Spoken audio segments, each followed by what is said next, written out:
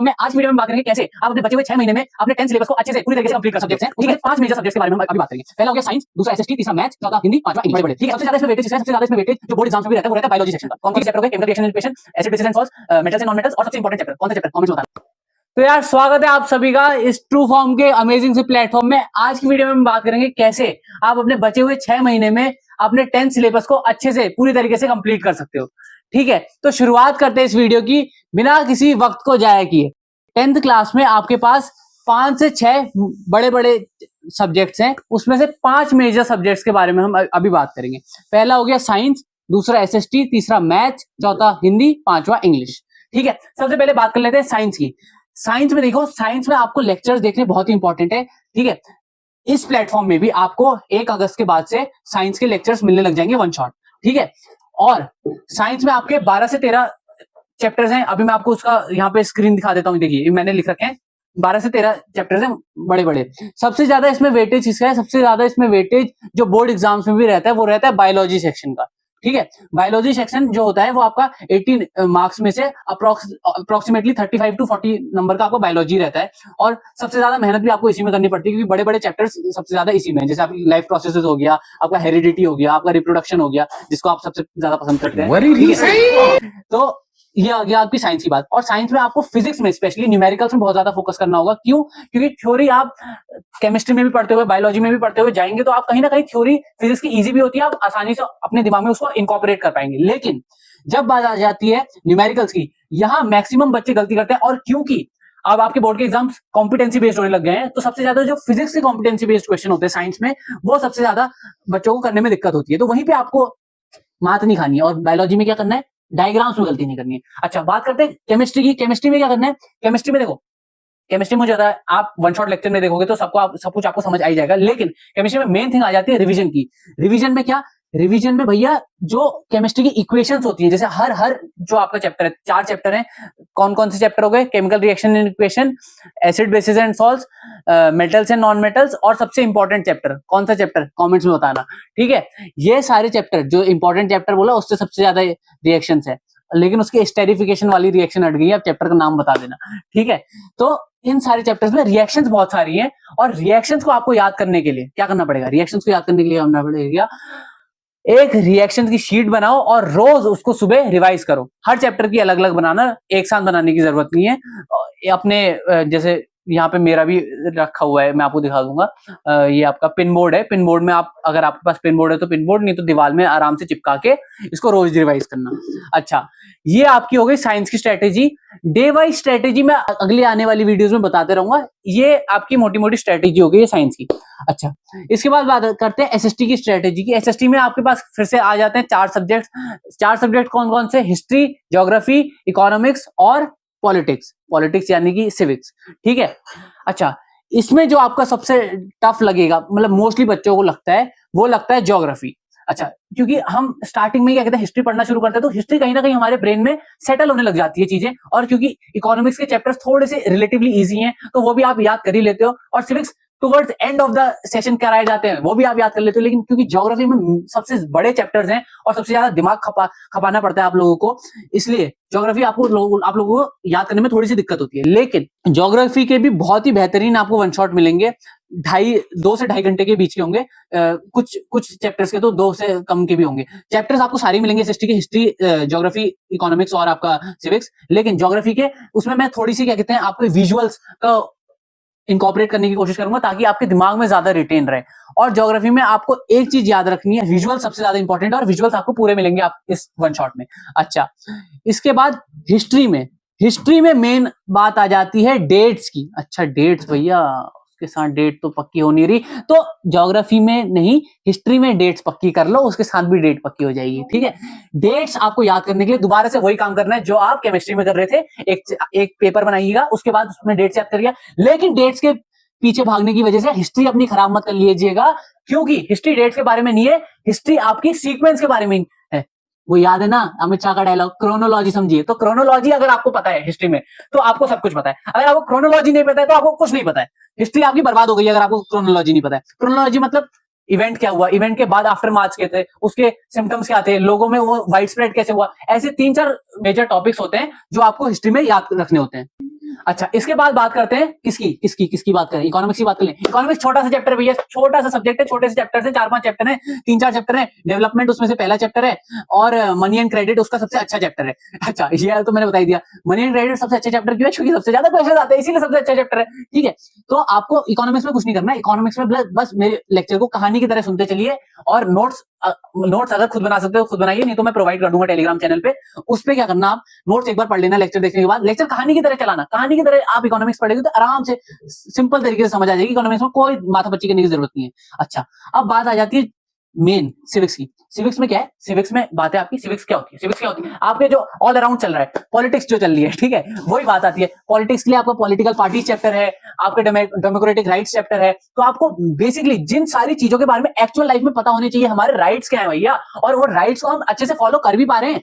मतलब फॉलो मतलब ये नहीं उसका एक्सप्लॉयटेशन हो रहा है, ये सब आप पढ़ेंगे सिविक्स में। और सिविक्स भी पढ़ने के लिए आप वन शॉट का इस्तेमाल करिए और उसके बाद रिवीजन करिए। जितना ज्यादा रिवीजन करोगे यार, उतना ज्यादा आपके चांसेस बढ़ जाएंगे। आप 80 से 90 नंबर पे भी वैसे ही पहुंचोगे। मतलब 80% बोल रहा हूं मैं, 80% से 90% भी रिवीजन बढ़ा के चलोगे, और 90% से 100% में भी अगर आपको आना है तो आपको रिवीजन ही बढ़ाना पड़ेगा।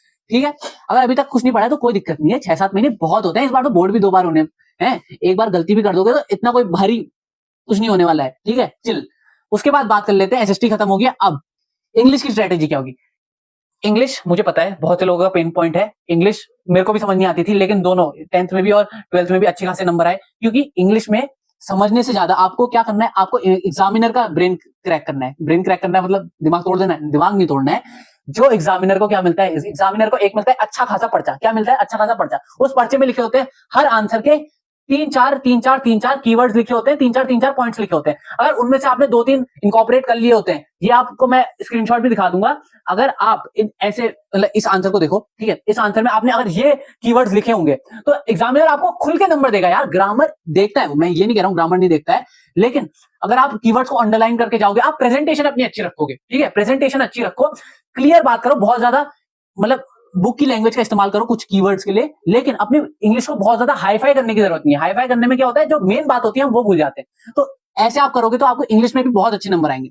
और राइटिंग पोर्शन में क्या करना है, हर राइटिंग पोर्शन को, ऐसे राइटिंग हो गया, आर्टिकल राइटिंग हो गया, या और भी कोई भी राइटिंग हो गया, लेटर राइटिंग हो गया, इसमें आपको क्या करना है, इसमें आपको हर टाइप को 2 से 3 बार कर लेना है। आप सिंपल पेपर भी करते ही हो, बहुत ज्यादा मतलब हेडेक नहीं लेना है। हो सकता है आपकी प्री बोर्ड में अच्छे नंबर ना आए, क्योंकि प्री बोर्ड में मेरी भी बहुत ज्यादा स्ट्रिक्ट चाहिए हुई थी। 80 में से 2-3 प्री बोर्ड हुए थे मेरे, 60-65 नंबर ऐसे। ये पहले वाले में तो 50 नंबर भी आए थे। लेकिन पैनिक नहीं करना है, आपके बोर्ड में अच्छे ही आएंगे। बस क्या करना है, क्या है, लेक्चर देखो, समरी देखो, चैप्टर रीड करो, उसके बाद उस चैप्टर को रीड करने के बाद मेन वर्ड्स बस याद रखना। ये अगर आपने काम कर लिया तो आपके इंग्लिश में भी मार्क्स लाने से कोई मार्क्स कितने लाएंगे, 95 से ऊपर लाना। ठीक है, इसके बाद बात कर लेते हैं, किसकी बात कर लेते हैं, मैथ्स की बात कर लेते हैं। अच्छा, मैथ्स का यार अगर हो सकेगा तो मैं कोशिश करूंगा इस चैनल पे भी आपके पास लेटर ऑन वीडियोस आ जाएं। नहीं तो आप क्या कहते हैं, किसका कौन से मैथ्स के लेक्चर यूज कर सकते हैं, आप ग्रीन बोर्ड क्लासेस यूज कर सकते हैं, बहुत अच्छे मैथ्स के लेक्चर बनाए उन्होंने। या फिर आपके फेवरेट ऋतिक सर और शोभित भैया को भी आप फॉलो कर सकते हैं मैथ्स के लिए, बहुत ही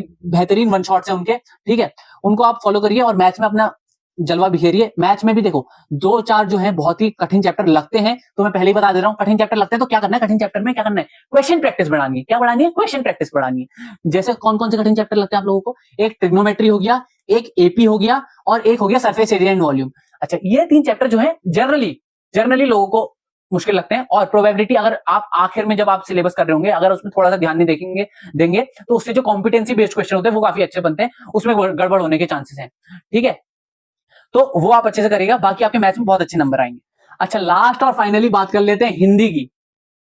अब मेरा ये पॉज इसलिए आया है ना, क्योंकि हिंदी ने मेरे को बहुत ज्यादा परेशान किया है। क्योंकि जो मेरा तीसरा प्री बोर्ड हुआ था, पहले और दूसरे प्री बोर्ड तो अच्छे नहीं गए थे, तीसरे प्री बोर्ड में 80 में से 54 नंबर आए थे, और टाइम बचा था 15 से 20 दिन हिंदी में। और भैया फाइनली आए कितने हिंदी में भाई, 93-94 नंबर आ गए थे, एग्जैक्ट पता नहीं है, 93 आए थे शायद। ठीक है, तो अच्छे खासे नंबर आ गए थे। किया क्या था भैया, किया ये था कि हिंदी में क्या करो, मैं लेक्चर बनाऊंगा सैटरडे संडे को, आपको इंग्लिश और हिंदी के लेक्चर मिलेंगे मोस्ट प्रोबेबली। तो हिंदी आप वहां से देखना। क्या करना है, व्याख्या को मतलब जो आपके गद्य खंड, पद्य खंड और आपका क्या होता है, गद्य खंड, पद्य खंड और पोएट्री वगैरह होता है, और आपका जो सप्लीमेंट्री रीडर होता है उसमें संचयन और स्पर्श मेरे उसमें थे, कोर्स बी का था मेरा, आपका कोर्स ए का होगा तो आप कोर्स ए के क्षितिज वगैरह फॉलो करना, ठीक है। तो इसमें क्या किया था मैंने, हर चैप्टर को मैंने क्या किया था, चैप्टर के ऊपर ही स्टेपल कर ली थी उसकी व्याख्या, कि मतलब जैसे जो आपकी काव्य खंड होता है ना, तो उसमें क्या किया था मैंने, चैप्टर के ऊपर ही स्टेपल कर लिए थे, और जब भी मैं उसे पढ़ता था, उसके सेंटेंस को पढ़ता था, उसका अर्थ देखते हुए चलता था। और अर्थ आप जितना ज्यादा मेमोराइज कर सकते हैं, मेमोराइज के लिए क्या करना है, एक्टिव रिकॉल करना है। एक्टिव रिकॉल क्या होता है, एक्टिव रिकॉल का मतलब होता है आपने पढ़ा, आपने उसके बाद उस लाइन पे हाथ हाथ रख लिया, हाथ रखने के बाद आपने क्या किया, हाथ रखने के बाद अपने दिमाग में दोबारा उसको क्या करने की कोशिश करी कि क्या था क्या था क्या था, विजुलाइज, है ना, याद नहीं आ रहा है तो दोबारा देख लिया, फिर ढक दिया, जैसे बचपन में करते थे ना, बस वही करना है, बस वही करना है। और हिंदी में जितना ज्यादा आप स्टोरी, मतलब स्टोरी तो आपको समझनी है, वो तो आप मेमोराइज करनी है, डेट्स उसमें, मतलब कुछ चैप्टर्स में जैसे शांताराम वामिरो वगैरह हो गया, कोर्स बी में आप डेट्स याद रखेंगे तो आप फायदे में रहेंगे ऑब्वियसली। और आपको कैरेक्टर याद रखने, अगर आपने कैरेक्टर याद नहीं रखे, कैरेक्टर के नाम, जैसे मेरे भाई को भी मैंने थोड़ा बहुत कराया था, तो उसको भी कैरेक्टर याद नहीं हो रहे, तो अगर आपने कैरेक्टर याद नहीं रखे तो बहुत गड़बड़ हो जाएगी। कैरेक्टर आपको लास्ट में याद रखने पड़ेंगे, कि कैरेक्टर, क्योंकि आप आंसर लिखी कैरेक्टर्स के थ्रू रहे होगे, उसी में कोई क्रोनोलॉजी याद रखनी है, क्रोनोलॉजी, ठीक है, ये बात आप कर लोगे। अच्छा, इसके बाद हिंदी में एक चीज में सबसे ज्यादा मेरे नंबर कटे थे प्री बोर्ड में, उसको मैंने रेक्टिफाई किया था, वो क्या है, वो है मात्राओं की मिस्टेक। यार मात्राओं की मिस्टेक मत करना, मात्राओं की मिस्टेक स्पेशली जो लेखन का पोर्शन होता है आपका, अगर आप लेखन में इंग्लिश में उतने नहीं करते, क्योंकि इंग्लिश में सीबीएसई बहुत ज्यादा लीनियंट मार्किंग कर लेती है, लेकिन आप लोग हिंदी को इग्नोर करते हो और हिंदी में ही स्ट्रिक्ट मार्किंग हो जाती है, और फिर आपके लेने के देने पड़ जाते हैं, ठीक है। तो हिंदी में आप क्या करो, मतलब अगर रोज कर सकते हो तो रोज, नहीं तो वीकली भी, वीकली मतलब मतलब आपने चैप्टर पढ़ा, चैप्टर पढ़ने के बाद उसके जो टफ वर्ड्स हैं, मतलब जो आपको लग रहा है कि इसमें स्पेलिंग मिस्टेक हो सकती है, जो आपने अंडरलाइन करे हैं पढ़ते समय, लेक्चर देखते समय, पढ़ते समय, जैसे भी किए हैं, वो आप जो अंडरलाइन किए हैं, उस अंडरलाइन को क्या करो, अंडरलाइन शब्द को क्या करो, बार बार लिखो, बार बार लिखो, बार बार लिखो। और ऐसे स्टोरीज को, जैसे हम यूजुअली घर में बोलते रहते हैं ना, अपनी कहानियां तो बोलना इंडियंस को बहुत पसंद है, तो कहानियां बोलने की जगह क्या करो, क्या करो, कहानियां बोलने की जगह जो आप हिंदी और इंग्लिश में स्टोरीज पढ़ ले वो सुनाओ एक दूसरे को, इससे आपके रिवीजन भी हो जाएगा, टाइम भी बचेगा, मोबाइल वगैरह भी थोड़ा ज्यादा चला लेना, उसके बाद टाइम बचेगा, तो इंस्टाग्राम तुम तो छोड़ोगे नहीं, ठीक है। तो ये था आपका पूरे के पूरे 6-7 महीने का आपका पढ़ने का तरीका। अगर आप इसको फॉलो करोगे तो फायदे में रहोगे, नहीं करोगे तो आखिरी 1 महीने की स्ट्रेटेजी देखना, फिर उधर गड़बड़ हो गई तो सत्यानाश। तो भैया फॉलो कर लेना। इसी के साथ इस वीडियो को मैं एंड करता हूं। तो अगर आपको ये वीडियो पसंद आई हो तो एक कमेंट जरूर करना कि मैं पढ़ूंगा, ठीक है। तो इसी के साथ वीडियो को समाप्त करते हैं, धन्यवाद।